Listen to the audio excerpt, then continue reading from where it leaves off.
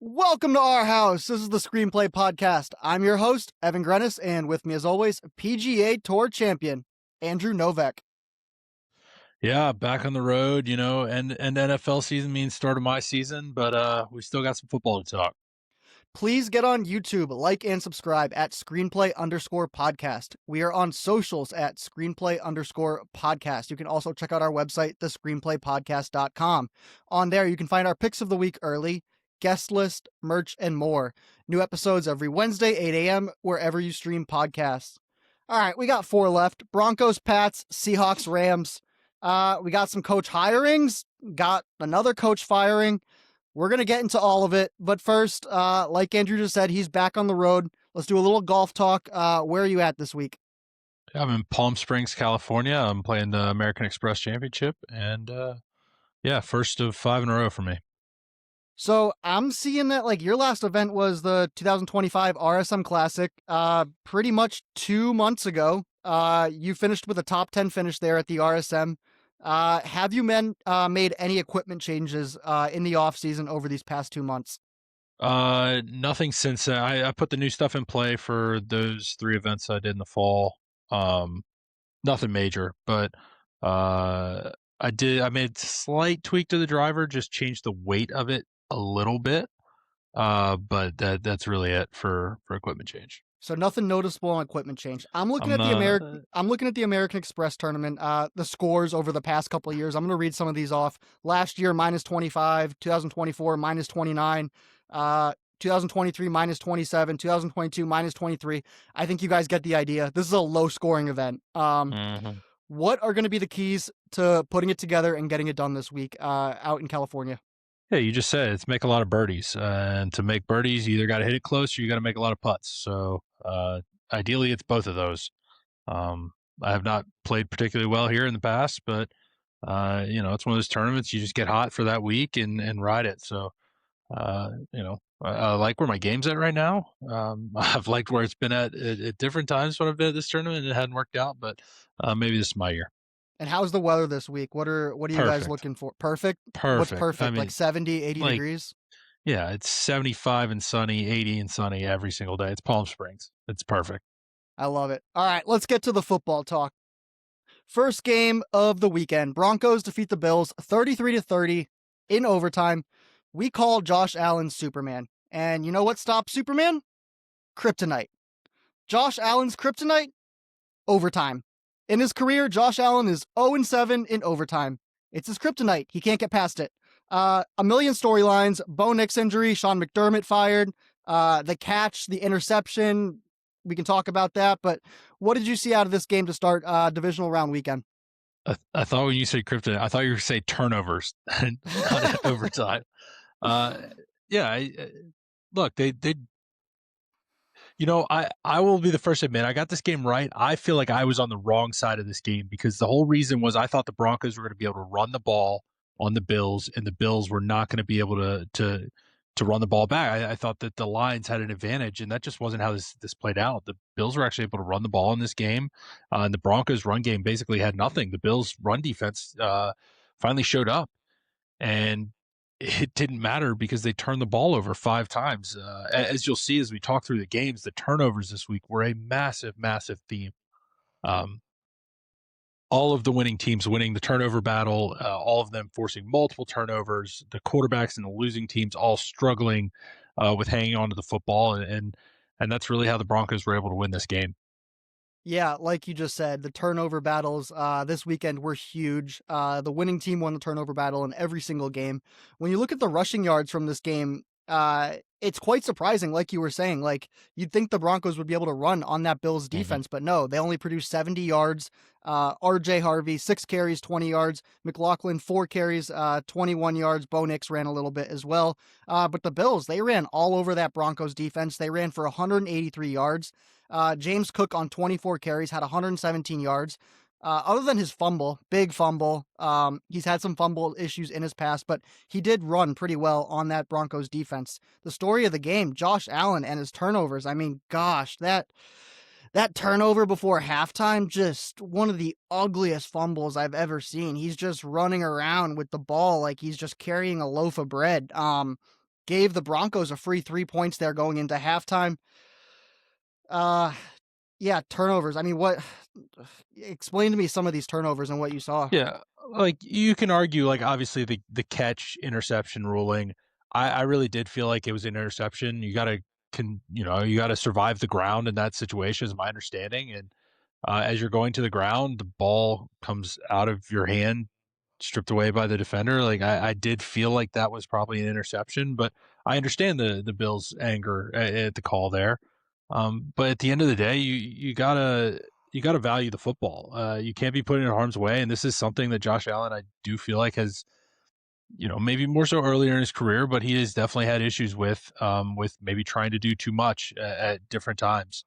And this Broncos defense is just opportunistic, and that's kind of how it's going to be. Like sometimes Superman wins you the game, and sometimes like you live and die by it. So it went the wrong way, and unfortunately, it seems that there's going to be big changes coming to the Bills because of this.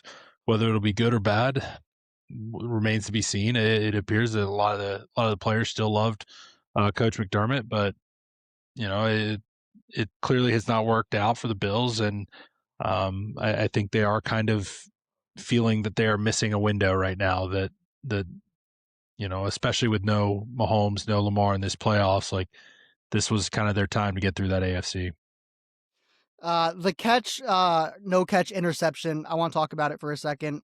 I think it was an interception as well. I agree with you.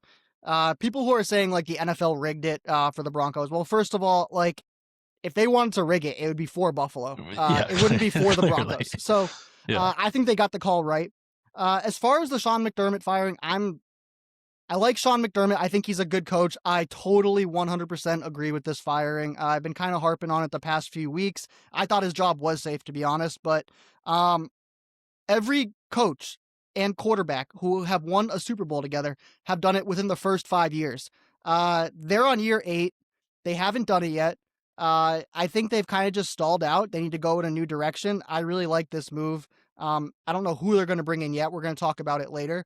But how do you feel about the firing? Do you think it's justified? Do you like the move?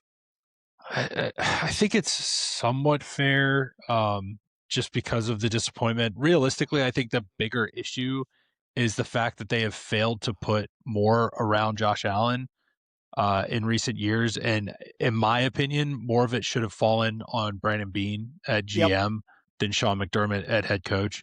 I'm not surprised one had to go.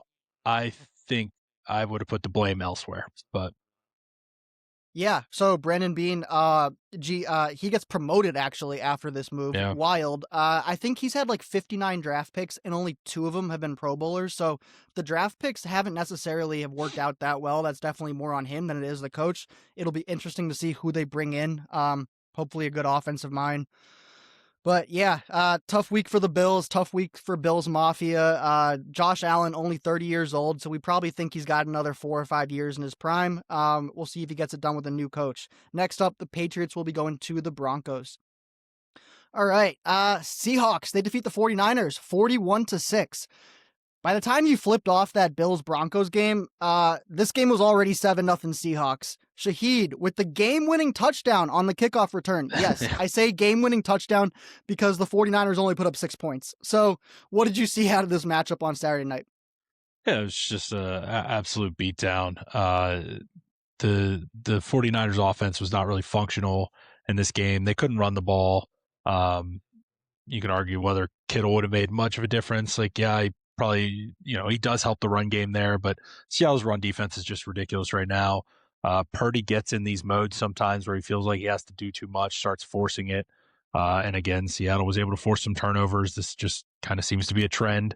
Um, Teams trying to do too much maybe at this part of the playoffs and turning the ball over a ton. Seattle was able to run the ball, which I don't think is super surprising. San Francisco has not been exactly stout against the run, but yeah, this game was never particularly close. I guess the box score doesn't necessarily look horrible, but it really was a true beatdown pretty much the whole time. Yeah, Seahawks took 6 trips to the red zone, converted 4 of them. 49ers didn't take a single trip to the red zone, so tough to score points when you don't do that. You can add 3 turnovers to the 49ers, to the Seahawks' 0. This was just an absolute beatdown, no matter how you wanna look at it. Sam Darnold, I mean, played fine, but wasn't put under any pressure at all. Only threw the ball 17 times. He went 12 for 17, 124 yards, 1 touchdown. I feel like a lot of the talk is about Sam Darnold and like, is he good enough? Can he handle this? We didn't see it this week. I think the following week we're going to see whether he can really handle it or not. Big storyline: Zach Charbonnet, 5 carries, 20 yards, tears his ACL. He's going to be out for the season. I mean, the 49ers, they were dinged up all year. I think their car kind of just ran out of gas here. Pretty bad beatdown for the 49ers. Anything else you want to say out of this game? No, I mean San Francisco just ran out of pieces. It's the same thing every year. They're just too injured. I am actually somewhat intrigued to see what ends up happening with this whole electrical uh, field plant thing or whatever that has been in the news, because it is truly ridiculous the amount of injuries San Francisco deals with, like year in year out. Yeah, it was a theory a couple weeks ago, and I think some more people hopped on it. And I've actually seen this past week some 49er players are even contacting their agents about it. So, um, yeah, moving your facility is definitely not a cheap thing to do. So it'll be interesting to see. Yeah, but never being able to sign a free agent ever again seems like not a good business model either. That's quite true. Yeah, that'll be interesting to keep an eye on this offseason, see if anything happens there. But yeah, that 49ers year after year getting injuries, that electrical factory, EMF stuff, there's definitely some science behind it. There's definitely some proof. So, crazy theory, but we'll see what happens there. Let's get to Sunday football. So Patriots defeat the Texans 28-16. One of the sloppiest offensive games I've seen. Snowy weather, wet conditions. It looks like the football was greased up in butter. No one could hold on to it. CJ Stroud, though, he's may as well been wearing a Patriots jersey. He was just trying his absolute best to give the Patriots the ball as many times as he could. What was your takeaway from this first game on Sunday? Yeah, it was definitely a weather game, so some of the sloppiness is definitely on that, like you said. But at the end of the game, I mean, Stroud just was throwing some horrible passes, late behind his receiver. Or they're just not good throws, and it's definitely become kind of a theme. Like it feels like there's been a regression there. It's been tough. The offensive line has been rough. They have zero, I mean, truly zero run game in this game. That's kind of what the Patriots have been doing last few weeks. And yeah, it is, when you're playing in the snow and you're forced to only throw the ball, that makes things tough. Really, I think this game probably ended like closer score wise than what it should have been. Given the amount of turnovers, I felt like the Patriots left a lot of opportunities out there, but still they got the win, and they are playing some really solid football right now.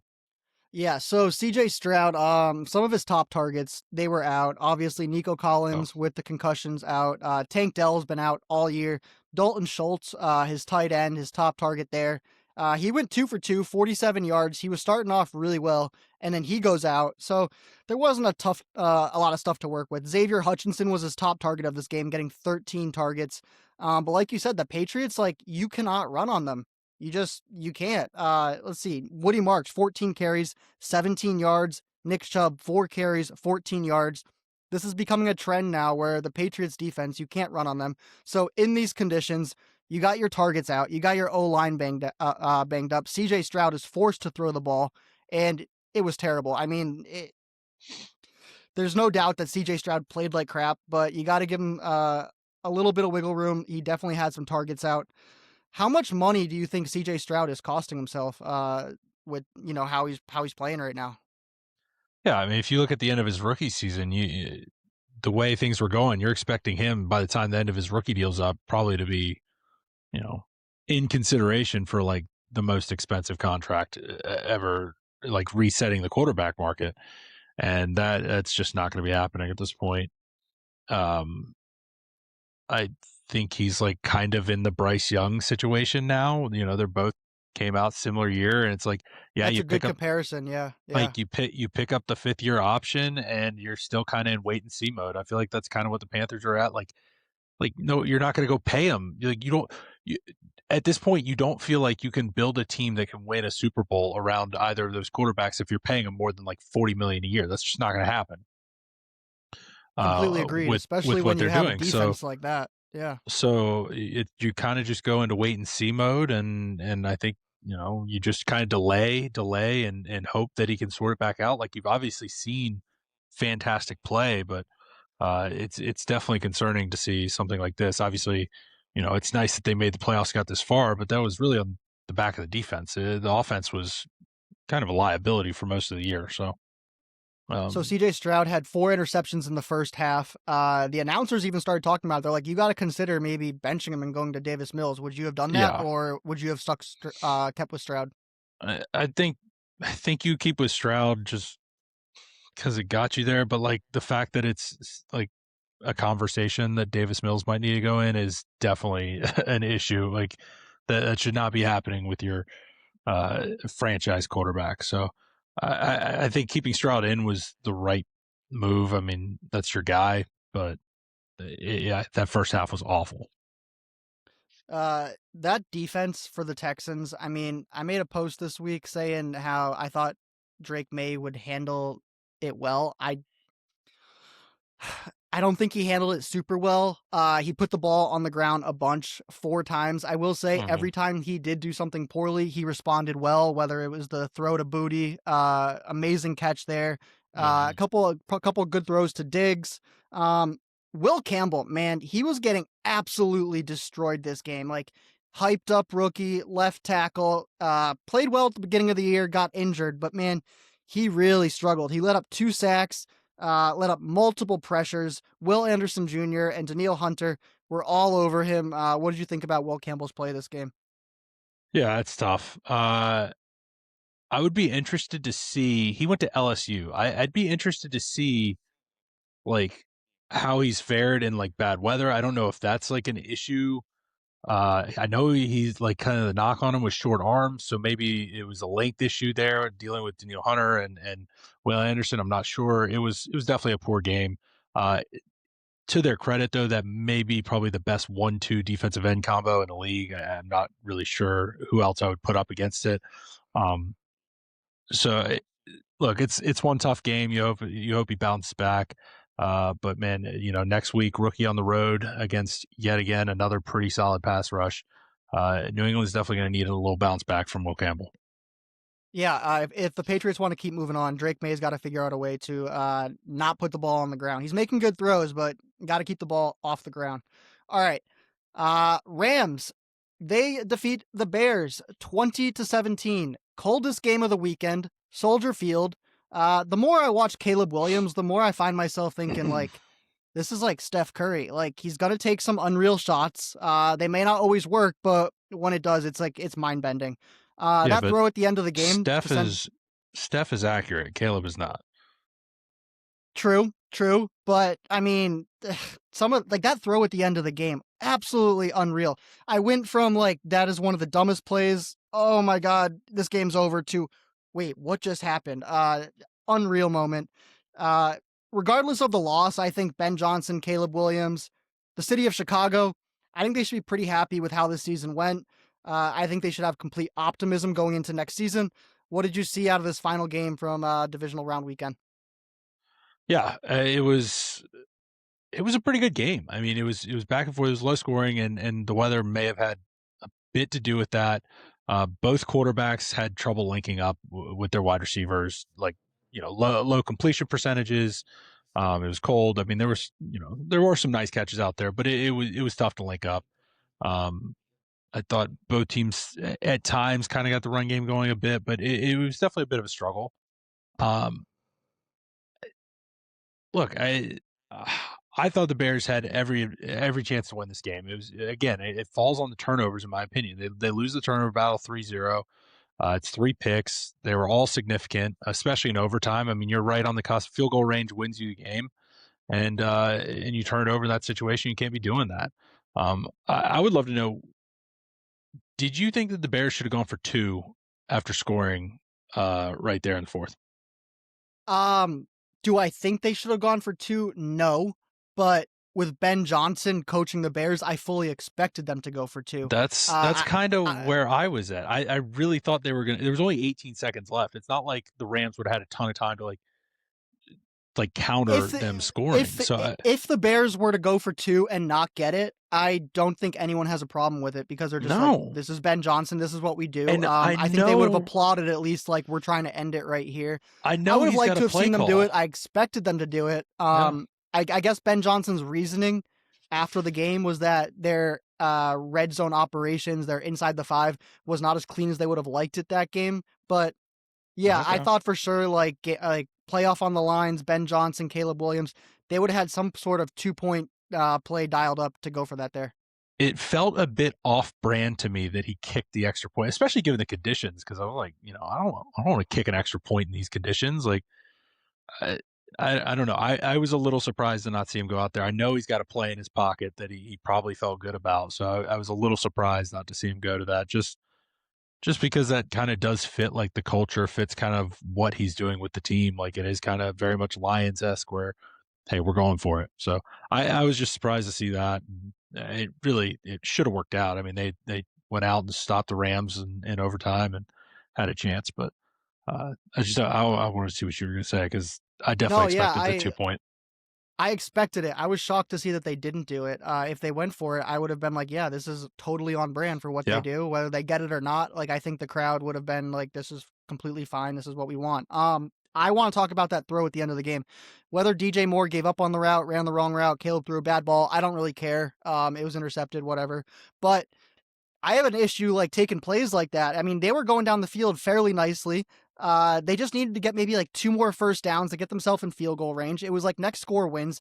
I have a problem with like possibly the play calling there at the end of the game in overtime. What about you? Yeah, it was like a boot or a slide, they went play action, he looped out right, and so you have high-low, and the linebackers came low. They crashed low, so you have the crosser over the top, and that's absolutely the right read given the play. I mean, if DJ Moore flattens that in front of the safety, cuts that off, makes that catch, game over. You are in the NFC Championship because you're in field goal range right there. You're probably making the kick. Um, I in my opinion, based on what I saw, I feel that DJ Moore probably should have cut that in front of the safety because the other safety uh, had either crashed or maybe was playing down. Either way, it was a single high at that point, and if DJ Moore flattens that in front of him, he beats him to the ball. But instead, he cut it continued on behind him and allowed the safety to undercut him like that and get to the ball first. He kinda slowed down, but I think it was part of he didn't realize maybe what was going on. If he had recognized that he needed to cut under, either miscommunication or just not recognizing something, I don't know. In my opinion, I think Caleb's head was in the right idea. I think DJ Moore should have been open where he threw the ball to, but it didn't get linked up that way. I'm excited for next year for the Bears. They have all their pieces on offense. They got Komet, Loveland, Zacchaeus is good, Burden's growing, Odunze should get better. Uh, got some good running backs there. I expect this to be a big draft for the Bears to go heavy on defense. Their defense was not great this year. I will say they looked better in the playoffs, but getting some good players on defense, this Bears team should be right back here next year. All right, let's get to some other talking points. We're going to talk head coach vacancies. 10 head coach vacancies this year. Crazy, crazy, crazy stuff. Next year, I expect there to be probably under 6 if we're at 10 this year. So Atlanta, Stefanski gets that job. You nailed that. New York Giants, Harbaugh gets that. You nailed that pick. The Dolphins, this week, they hired Jeff Hafley. He is the Packers defensive coordinator. He joined the Packers in 2024. In 2024, he had the number 5 defense for the Packers. This year, he had a top half of the league defense. They had a bunch of injuries, but still had a decent defense for the Packers. Before that, head coach of Boston College. Before that, defensive back coach for the 49ers, defensive back coach for the Browns. Do you like this hire for the Dolphins? I thought it was a very interesting hire. He didn't necessarily have a ton of success at Boston College, basically a 500 record, although Boston College is not really known for being a great football school, at least not recently. So maybe not necessarily a knock there, but not a ton of experience coming into this. I get his defenses were good, but I, I don't know. I was a little surprised, especially to see Miami go out early and grab him. I thought he would be maybe more towards the end. I'm not sold that this is my favorite hire, really. No, when I saw McDaniel fired, I was like, oh, like Stephen Ross has got something in his mind. He's got something brewing here. We're gonna bring some big name in. So I guess I was shocked to see this name pop up. Like you said, I thought he would have been one of like the 7, 8, 9, 10 coach hired, not number 3 or 4 or whatever he was. So it's gonna be a tough division. I mean, they get 2 games against the Jets every year, so he's got that going for him. But Patriots and Bills, like it's gonna be tough for him. We'll see what happens there. The other coach that gets hired this week, Robert Saleh, he takes the Tennessee Titans job.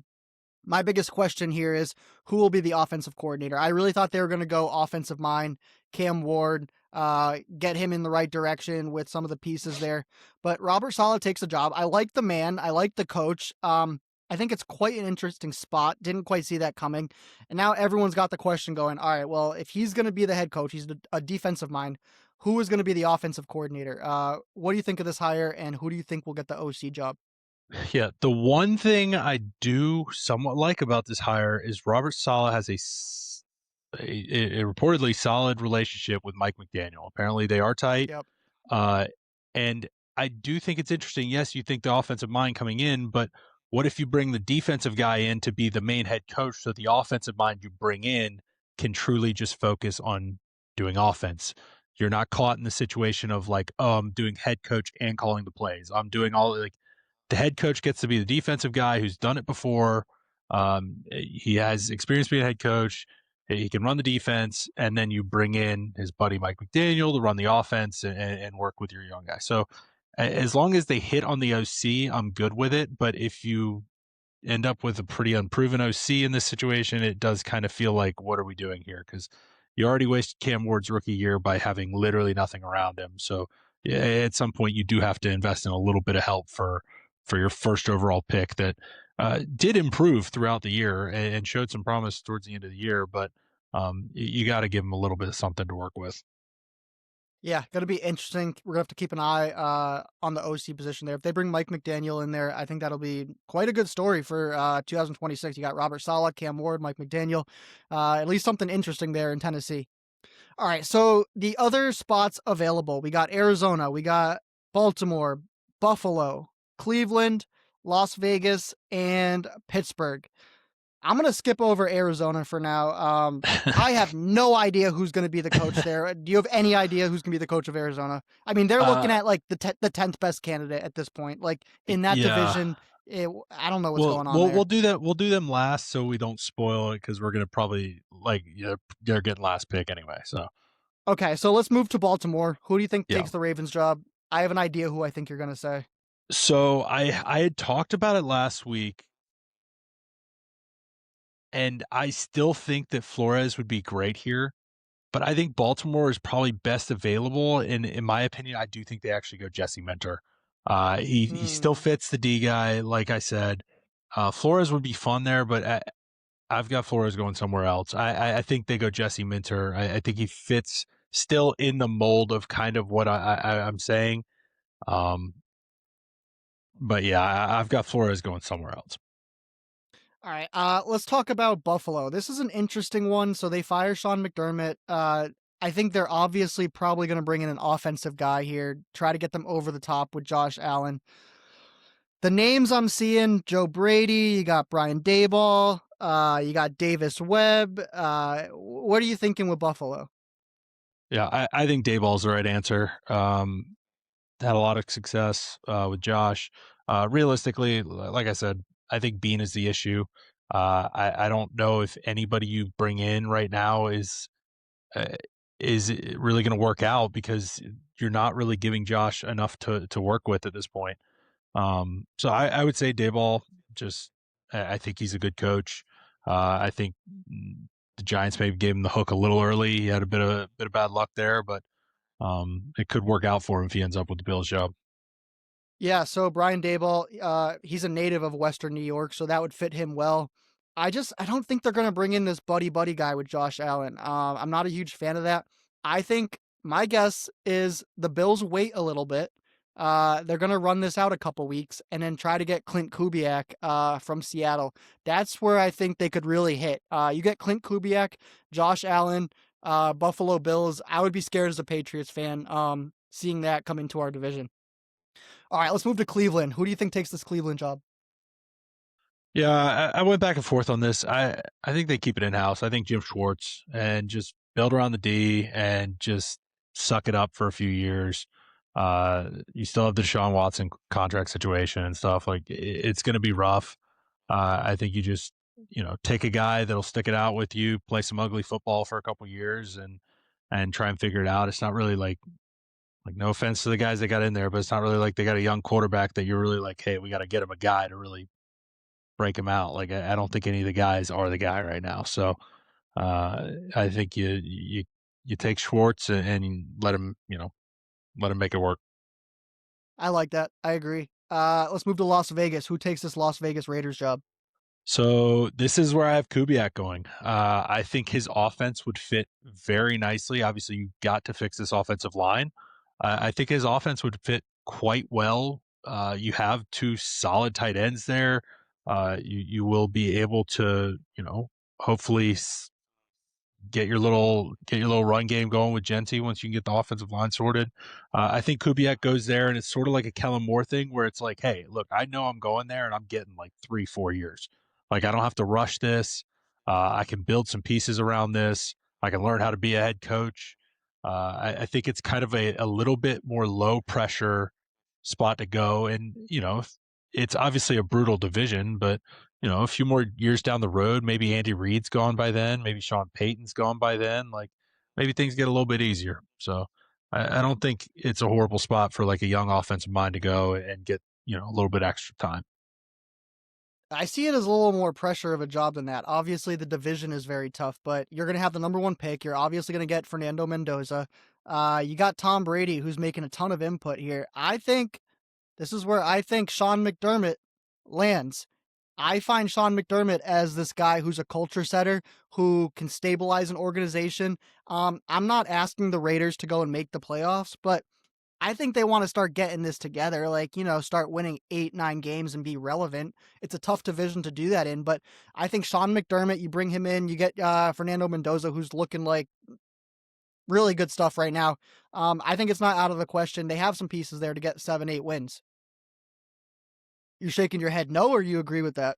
We may have a difference of opinions on Mendoza, but we'll get to that later. All Maybe right, last one. maybe draft prep. Actually, uh, Pittsburgh Steelers. Who takes this job? This is where I have Brian Flores heading. He just would fit the Steelers brand. I mean, you go straight from Tomlin right into Flores. He's just going to line 7 guys up on the line. You don't know who's coming. It's chaos. It's defensive football. I feel like it may not be what the Steelers fans want, but it would be Steelers football to me, and that just feels right. I think I don't know if this is the hire that happens, but I kind of want it to happen because I really do think that he would make the Steelers. It would still maybe be kind of ugly football. I don't know what their offense would end up looking like, but it would be chaotic. It would fit the AFC North. Um, we already know that Flores can give some quarterbacks fits. He can, give Lamar some issues. If you can get Burrow on the ground, that's obviously a problem for them. So I think he could fit what they're trying to do in Pittsburgh. That would be super Pittsburgh to do something like that, but I think we've seen this defensive culture for a while. My guess is they want to go with somebody young because they do not like switching through coaches every 4 or 5 years. I think they're looking for someone that like can coach this team for the next 15 years. And to me, that guy is Nate Shilhassi, the Los Angeles Rams pass game coordinator since 2024. This guy is 34 years old. 35 years old. Has had a good stint with the LA Rams. He's been there since 2024. He's been interviewing around with a lot of teams. I think the Steelers switch up directions. They go young, they go offense. Uh, they bring him in, and he's there for a very long time. I don't know. We'll see. Hot take. Flores is only 44. He's not that old. Yeah, that is fairly young. But when they hired Mike Tomlin was Oh yeah, he was not yeah. he was not the hot name. He was not the name Mm-hmm. that Pittsburgh expected to hire. And I think Tomlin was like very young too, 33, 34 Yeah. when they hired him. So I see them doing something similar like that again. All right, we went through those 5 teams. We'll bring you back to the Arizona Cardinals. Probably the worst job opening right now. Who ends up taking this Arizona job? Yeah, so this is where I have Joe Brady landing, and it's truly similar to what I said with Kubiak to Vegas, similar to the Kellen Moore thing. Like, you just go grab a guy. You are in a brutal division. I mean, truly brutal. Like, the 3 of the 5 best teams in the NFL right now are probably in your division, basically. And so I think you go grab Joe Brady, young mind, and just let him build and tinker for a few years and see if at least something exciting comes out of it. Um, Arizona has been pretty bland, boring, and like 500 football for a while now, and at least try and do something fun. I'm not even going to pretend to try to know who's going to Arizona. I have no idea. So if they hire Joe Brady, great. Yeah. All right, let's move on. Let's get to the conference championship round. We're going to preview these games. So, first game on Sunday, 3 p.m. We get Patriots at Broncos. The weather forecast. It's looking pretty nice out there in Denver, actually. 48 degrees, 5 to 10 miles an hour of wind. Gonna take a look at the injuries. Patriots. The only injury I'm seeing, Carlton Davis, cornerback. He's got a head injury, concussion protocol. He's questionable. That's a big piece right there, though. He had two interceptions this past week versus the Texans. He's a very nice quarterback for the Patriots. Let's go to the other side. We got the Broncos. They're dealing with quite a bit of stuff. Obviously, the biggest news: Bo Nix. He's out. He had What? surgery. Uh, No, I'm kidding. oh, you didn't hear about that? No, I'm Yeah. kidding. So Bo Nix, he's out. Tough news for the Denver Broncos fans because they win the game. You hear nothing from it, and then maybe 20 minutes later you hear that he's out. It's kind of mind bending there. All right, Pat Bryant, wide receiver, concussion questionable. Troy Franklin, hamstring questionable. My guess is they're both going to go, but they are day to day. They're questionable. J.K. Dobbins, he is being activated off IR. He's had a foot injury. I don't know if he's going to be able to go this week. I'm sure they want him to go this week. We'll see how that goes. 2 other players, they're dealing with a center issue. Alex Forsyth, he's questionable. And then their safety, PJ Locke, he's questionable. A lot of these questionables, I do expect them to play, but they're probably not practicing right now in their day to day. So we'll see how it looks going into the weekend. What's your thought process on this Patriots Broncos game? Yeah, this is kind of a brutal matchup right now for the Broncos because they're in a situation where you have a backup quarterback, and I do think Jarrett Stidham is a solid backup quarterback, I want to but say he's at one point, I don't know if it was this year or last year, may have been this year, I but you think I put had Jared him on Stidham my list. on your top 5 backup quarterbacks in the NFL. I think it was this year. You may have had him on He is there. a solid football player, but there's still levels to being thrown into a game that's in the playoffs in this kind of situation. Um, And so ideally, when you have a backup quarterback going in, what do you want to do? Like lean on a run game. Well, what are you not going to be able to do against New England? And that's run the football. Uh, even if J.K. Dobbins plays, who knows what percent, is he 60% healthy, 70? Who knows? They haven't really been able to get anything going with R.J. Harvey and Jaleel McLaughlin on the ground. Couldn't run on, if you can't run on the Bills, you're definitely not going to be able to run on the Patriots. So it's really going to come down to Stidham's going to actually have to make some plays, and he's a solid player. I mean, again, like I said, I think he's a solid backup. He can throw the ball okay, and he does have the ability to make some plays with his legs. But this is the AFC Championship. Like I think for Denver to compete in this game, for Denver to win, they're going to bank on Drake May making more mistakes like last week. They're going to have to, the pass rush is going to have to get in. They're going to have to force turnovers. They're going to have to get short fields. They're going to have to make this game kind of scrappy and ugly. My guess is they probably would have appreciated like a gross weather game even as well. So I would say that probably doesn't help. But For the Patriots, as long as Drake May is not turning the ball over, just don't give him any freebies. No special teams mistakes. No special teams scores. I mean, we just saw special teams decide the entire game in the national championship in college. No special teams errors, stuff like that. And New England should have this game because no Bo Nix is definitely going to be a big deal. As a Patriots fan, seeing them have to play a backup quarterback in these championship games, like I'm already thinking back to Nick Foles. Like it's, Yeah, I think this game's gonna be did you much. see his tweet? I saw his tweet. Yeah. I mean, I don't necessarily. I think this game's going to be a lot tougher than we expect. Listen, Jarrett Stidham is not some average quarterback. They're paying this man $6 million a year. Sean Payton wanted him there. The one thing we got going for us is he hasn't played since 2023. So that's a positive, but man, Patriots against backups, that's scary. I think this guy's going to do just fine. But like you're saying, they're not going to be able to run the ball on the Patriots. Texans, they put up 48 yards of rushing. Chargers, they put up 87 yards of rushing. So if it's going to be done, it's probably going to be done through the air. I expect him to throw the ball 30 plus times. He's not going to be able to roll out right and left quite as well as Bo Nix does. But if there's a play caller with a backup quarterback who can get it done, Sean Payton's a really, really good guy with that. So this game scares me. The line is 5.5. That's a lot of points, but this game does scare me.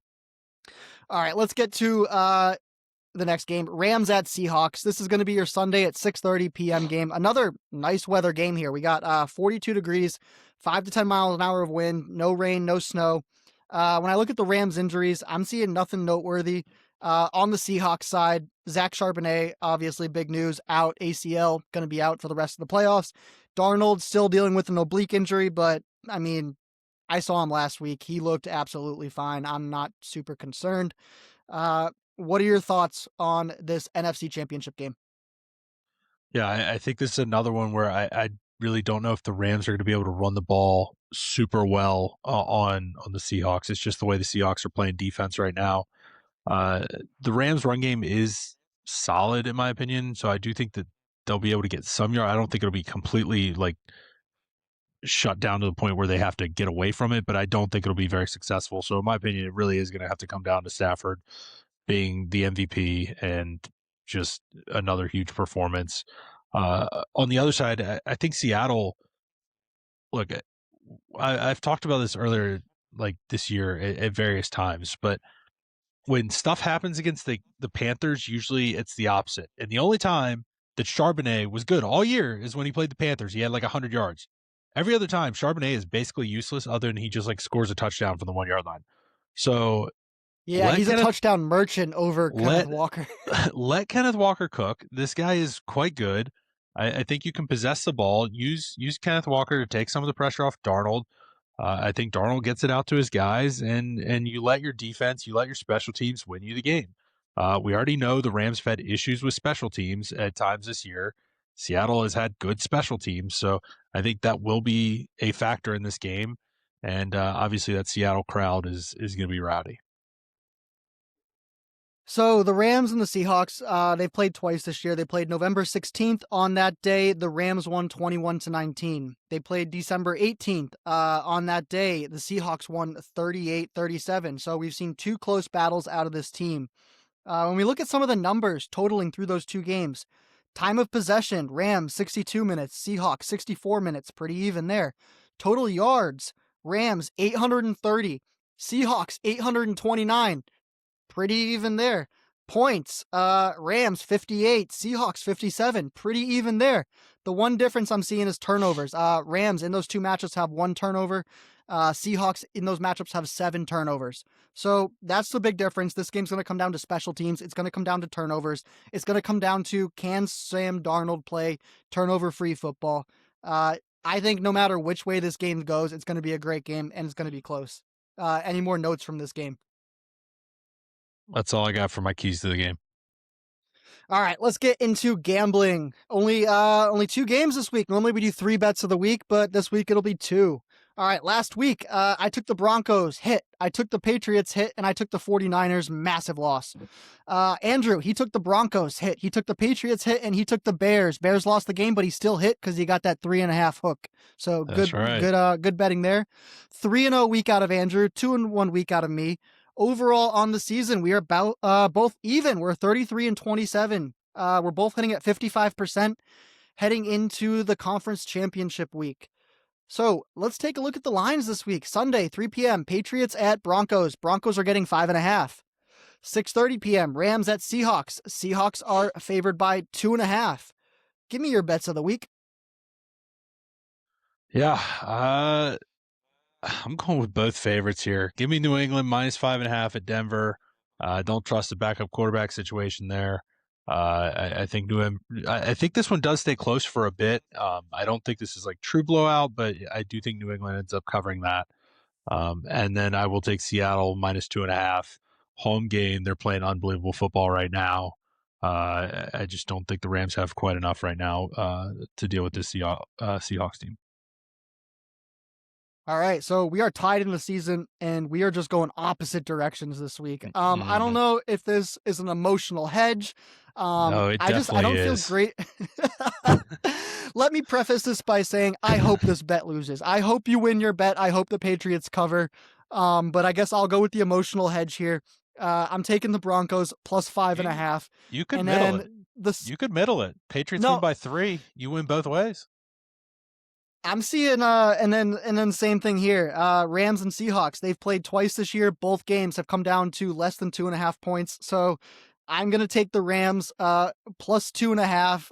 Let me be straight here though. I think the Patriots and I think the Seahawks win both of these games.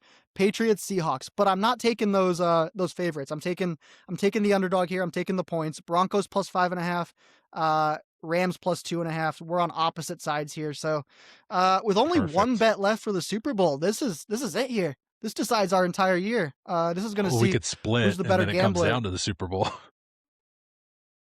Yeah, I guess that's my man, that's my 2.2 GPA kicking in there. Whew, Goodness. damn. All right, I'm not fun splitting, though. episode. We're gonna have I'm winning got some both. great games this weekend. Please get on YouTube, like and subscribe at screenplay_podcast. We are on socials at screenplay_podcast. You can also check us out at thescreenplaypodcast.com. New episodes every Wednesday, 8 a.m. wherever you stream podcasts. Andrew is out in La Quinta, California this week for the American Express Championship. I checked your tee time out. You're playing in twosomes. Are you guys with AMS this week, or is it just two balls? With AMs this week, yeah. So you play Okay, it's groups and of you're 4, playing with 2 AMs, you're 2 playing with pros. Cam Davis. I saw good Australian golfer. That'll be a good pairing. He's I'll put some tee from time. Seattle, actually, too. So I'll have to ask if he's a Seahawks fan. So he's Well, from Seattle, but he's got the Australian flag going. He's from Australia. Yes, he's from Australia, but his home base in the States is in Seattle. Okay. So, I like it. yeah. One question before I go. I'm about to hop off this podcast and eat my Chipotle, but do you eat Chipotle often? Yeah, on the road, yeah. When you get a burrito bowl, a bowl, do Yeah, you shake it up? Do you of shake it up, course. or do you open it and eat it non-shake? Okay, Huh, I shake it up as you gotta well. So shake it up. You all have right. to. We're both Like, why would you shakers. not? Yeah. Yeah. I don't know. I was like, I'm pretty pumped to eat my Chipotle right now. I was thinking, like, Yeah. is Andrew a shaker or not? So we're asking the important questions here on the podcast. We're both shakers, I guess. All right. Enjoy the football. Check Andrew out on TV this week, and we will see you guys next week. Appreciate it.